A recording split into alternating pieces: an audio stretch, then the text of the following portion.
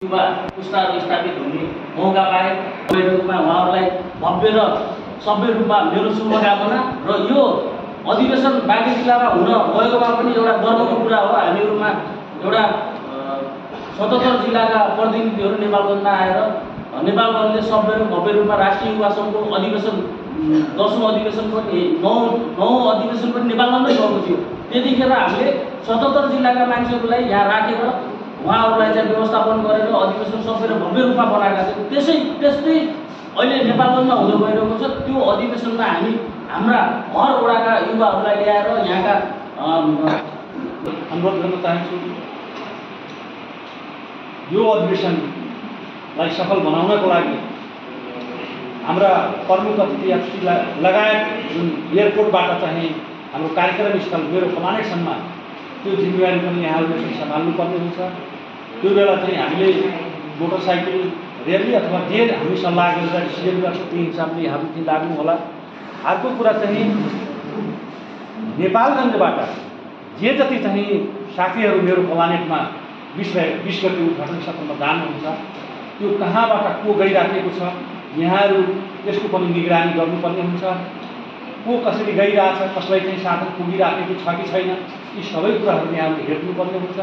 कार्यक्रम स्थलमा पुगिसकेपछि यहाँ कसले पानी खान पाइराखेको छैन, कोही चाहिँ बिरामी भएर हताहत भइरहेछ कि कोही चाहिँ बिरामी परेर चाहिँ हस्पिटल जान खोजिरहेछ। हुन त त्यहाँ हामी स्वास्थ्यको शिविर पनि लगाउँछौँ, अनि त्यहाँ चाहिँ नपुगेर उसलाई चाहिँ हस्पिटलै लैजानुपर्ने स्थिति आयो भने यहाँहरू अलर्ट भएर चाहिँ बस्नुपर्छ र त्यहाँ यो दिशा निर्देशन गर्ने अधिवेशन हुँदैछ। यसमा मुस्लिम समाज, मधेसी समाज, पछाडि पाइएका समाजका वकालत गर्ने राजनीतिक सङ्गठन हो। कसैले भरम पार्नु हुँदैन। यो मुसलमानहरूको सङ्गठन हो, यो नेकपा एमालेको भारतीय सङ्गठन हो। यो सबै पार्टीले थारू समुदायको लागि एउटा सङ्गठन छ, युवाहरूको लागि एउटा सङ्गठन छ, मधेसी समुदायको लागि ओबीसी छ। त्यस्तै नेपाल मुस्लिम इतिहास सङ्गठन नेकपा एमाले वर्गीय सङ्गठन हो, कोही भरममा पर्नु हुँदैन। नेकपा एमालेका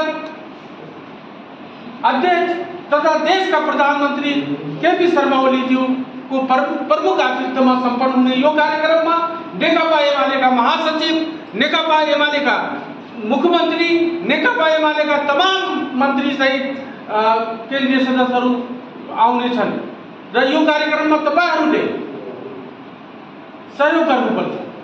युवाहरूको जोस जागर र हामी बुढाहरूको त्यसैमा हैसे लगाउने काम तपाईहरूले गर्नुपर्छ। आज चाहन्छु र म के भन्न चाहन्छु, नेपालगञ्ज एउटा ऐतिहासिक सहर हो, यहाँ एउटा सद्भावको सहर हो। त्यस्तै हामी यहाँ हिन्दू, मुसलमान, पहाडी समुदायहरूको बाक्लो बस्ती छ र सबै मिलेर यो महाधिवेशनलाई कसरी सफल पार्न सक्छौँ भने हामी सबैको ध्यान आकर्षण गर्न चाहन्छौँ। किनकि हामी सानो पनि गल्तीले यहाँ सटपटाई भइहाल्छ। त्यसै कारण यसलाई छिर्नको लागि हामी एकजुट भएर यो इतिहास सङ्गठन मात्रै मुस्लिमको होइन, यो एउटा सिङ्गो नेकपा एमालेको भारतीय सङ्गठन हो।